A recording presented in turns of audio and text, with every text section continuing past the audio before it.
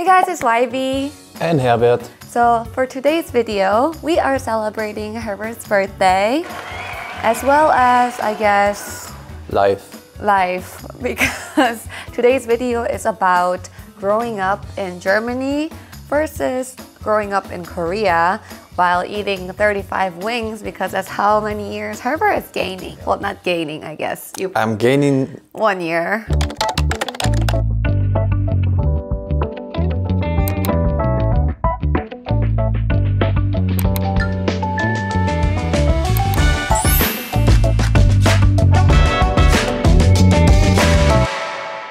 Before we continue, let me quickly go over Amira Beauty. So thank you Amira Beauty for sponsoring this video, and Herbert's here with me to do the skincare together. Here we have the Amira Beauty's limited edition R3 Turbo. I actually have their R1 from before when I worked with them, and I still use this. I love this, so I'm gonna get this to you so we can do it at the same time. This one is so cute, and you can get it for your friends, family. It's a cute purple color. So there are 3 modes here you can use, but we're gonna do the full face anti-aging mode first. So what you're gonna do is you're gonna use this gel that they come with. I'm gonna put it on the highest mode.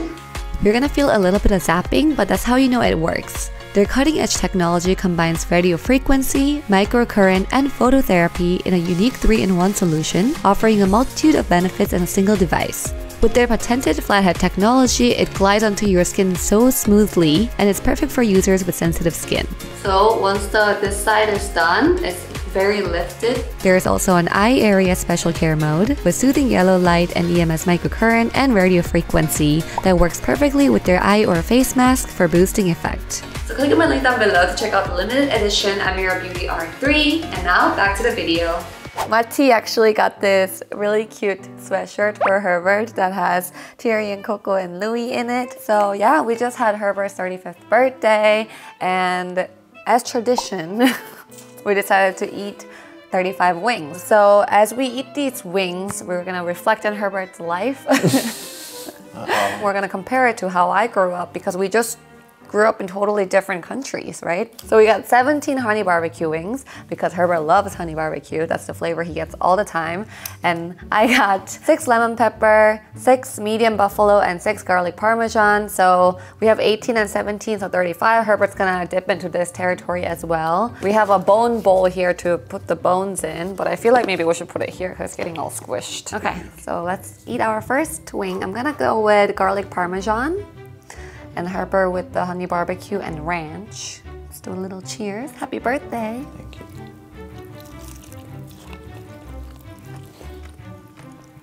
When Herbert was born in 1989, that was when the Berlin Wall fell down. Fun fact, when Herbert was born. So Herbert really brought the wall down with him when he was born. Obviously I can't remember anymore how it was, but yeah. Technically, I'm still a real East German. So Germany was divided into East Germany and West Germany. So my parents weren't allowed to travel to West Germany, for example. And when the wall came down, all of a sudden they were allowed to do that. So I think like 28 years, since 61, the wall there was a wall. Oh. So my parents pretty much lived through that time. So luckily, as Herbert grew up, he was able to experience both Germanys.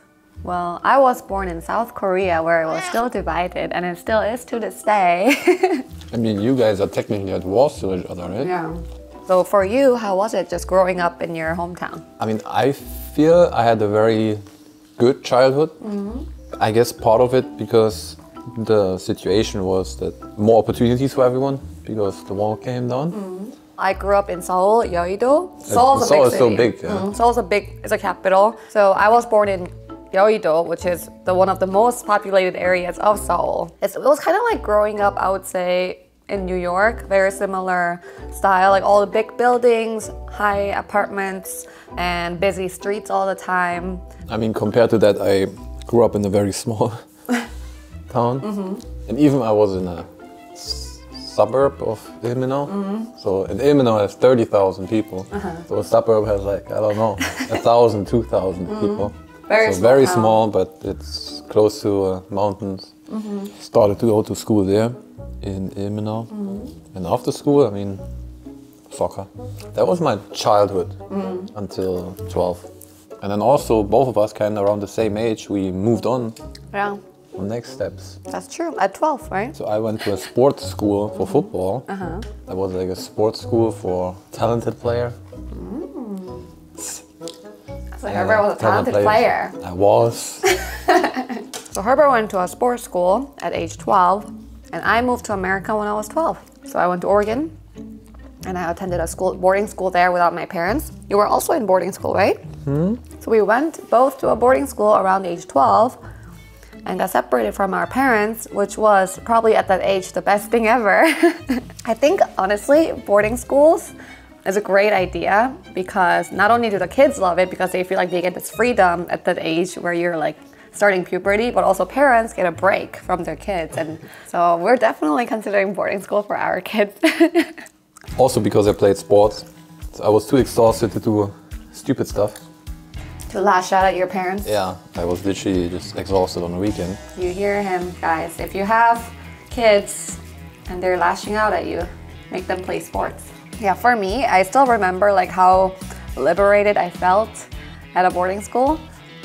And like I felt so cool doing my own laundry, and it didn't feel like a chore. I felt like an adult. I was like, oh, I can do this by myself. I'm so cool. So that was 12 to 14 was my boarding school experience. And at 14, I actually moved to California to attend public high school. Also during that time, my dream was still to become a professional player. Didn't work out. You were mainly playing soccer and studying at the same time? Like, how did it work? Well, so everyone who went to that school was doing their sport. We had cycling. They were good, like there's Olympia gold medal winners. And all of them went to the same school. So everyone was an athlete. Wow, so it's like where all the fit people go. Somewhat. Yeah, it was really cool. Pressure. So I moved to a different city after my graduation, from Erfurt to Bayreuth at 19. Okay. Did you go to a sports college? So in Germany we don't have the college sports system. So I went to a college where they had a major specifically also for athletes, but I didn't play for the university team. I played for a real club. Herbert's not used to talking this much when he's eating. So in order to get to that school, you had to take like swimming, running. I did soccer. Tests, gymnastics. What? Yeah, so a bunch of different stuff. You had to do all of them? Yeah. You did gymnastics? Well, I had to. I'm just imagining Herbert in tights. No. Like and doing like somersaults and splits. I think that's really interesting that you have to take physical tests to get into a college school. Yeah, I mean, I was very happy because only, I think, 80 or 90 people got accepted. Wow. Yeah. How about you? Well, my college application was different than sports, where I didn't have to do any swimming, but I did have to make a film. So obviously my number one choice was USC because that's the number one film school in the US. You went to the sports school, you were still in Germany, studying basically undergrad. How did that change into, oh, let's move to the US or go to a school in the US? As I said, you don't have the college sports system in Germany. Right. So you cannot combine it that great, you know. I always had to study, then go to practice. The weekends, traveling pretty much all day for games. But I don't know, I mean, through a friend actually. Then through a friend who was in San Francisco. He told me about it. About America? About the college soccer system. Okay. So I got intrigued and then I applied and then I got a scholarship for a school in New York. Then I went. After you spent your first semester there, why did you decide to go back? To New York. Yeah. The coach said I did well, so he gave me a good scholarship and then came to LA, played 2 more seasons and bam, met the boo. Oh, you have a separate video on that, huh? And we do. We have a video on how we met. My side is empty, by the way. I feel like I It's time for you to explained that story pretty on You point. did. It's time for you to dig into my side. Okay. Starting from the fall of the Berlin Wall to moving across the world to New York and then to LA. Herbert has had a very eventful 35 years of life.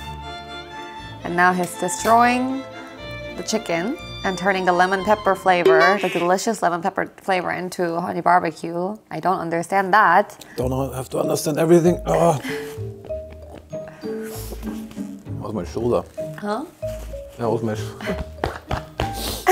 So in a way, I feel like Herbert and I had a very similar yeah. growing up story, like both moving around the age of 12 to a boarding school and following each different passions. And Yeah, I think it's fair to say that. yeah, and going to a school dedicated to that. Like I went to film school, Herbert went to sports school, moving both of us a lot, right, to a different country, eventually ending up in America, and then meeting each other. Well, we used to have a lot of cultural differences because we just come from so many different things, but now I feel like we're very similar. Like we got used to each other. One more, and Herbert is finishing his 35th wing. I will pixelate this because it's probably not very visually appealing to watch. Yay! Wait for age 40, huh? We're gonna have to eat 20 wings each. What, can we invite people? Sure. Yes, I think at some point. That was us having 35 wings for Herbert's 35th birthday. Everyone wish him a happy birthday because he hates when people wish him happy birthday in public, but I think in the comments it'll be okay. I don't hate it, I just don't need Yeah, well, the attention. right. Thanks for your support. So we can keep eating Wings. So thank you guys for watching and we'll see you next time. Bye!